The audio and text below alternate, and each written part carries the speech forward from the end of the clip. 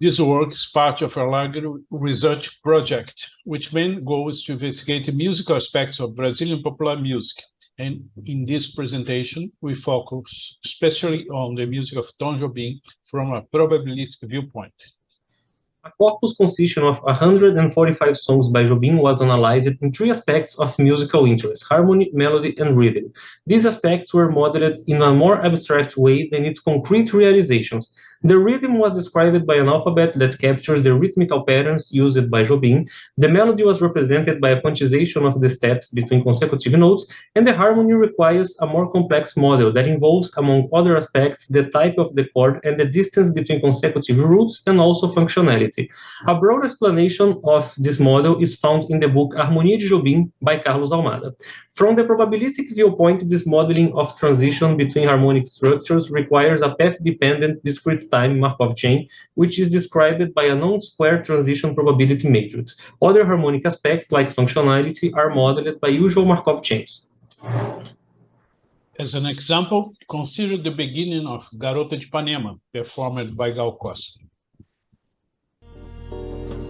Olha que coisa mais linda, mais cheia de graça, ela menina que vem e que passa, num doce balanço caminho do mar.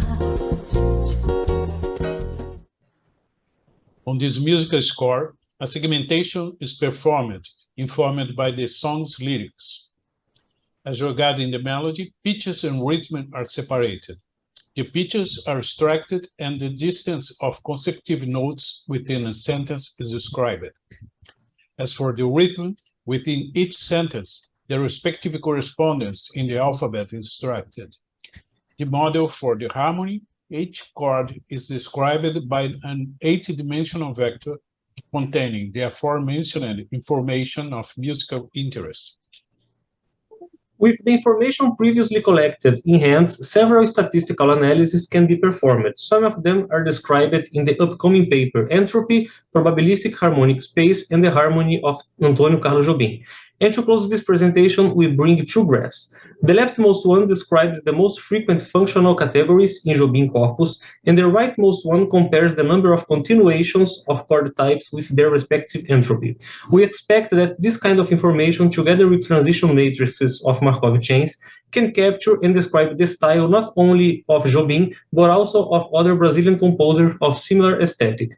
Our main goal is to compare pieces by 20 composers and employ statistics and machine learning techniques to find similarities and differences among them.